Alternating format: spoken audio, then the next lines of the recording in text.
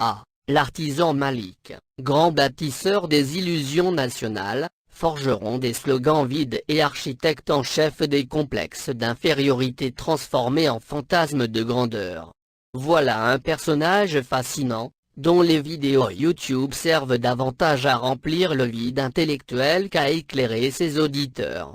Parlons un instant de cet Algérie invincible, cette grande puissance économique et militaire entourée d'ennemis imaginaires, la France, les sionistes, les impérialistes, et pourquoi pas les extraterrestres pendant qu'on y est.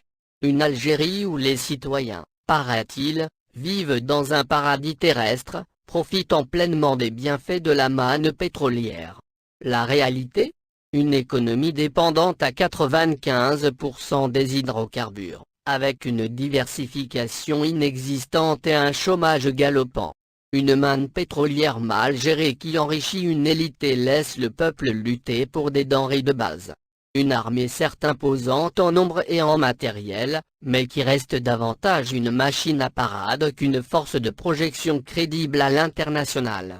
L'équipement ne fait pas tout, la discipline, la stratégie et les alliances comptent tout autant, si ce n'est plus.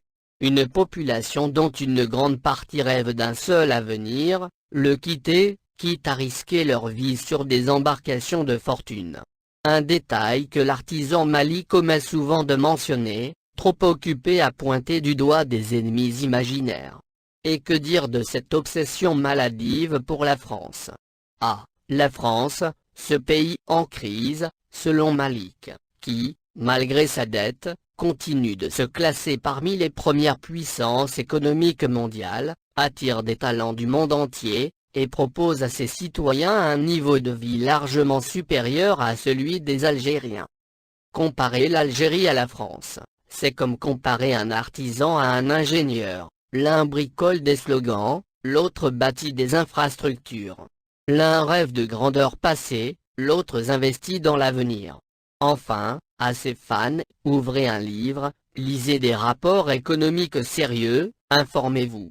Vous verrez que la réalité est bien plus complexe que les récits simplistes de Malik. Mais bon, la médiocrité a toujours été plus séduisante que la vérité.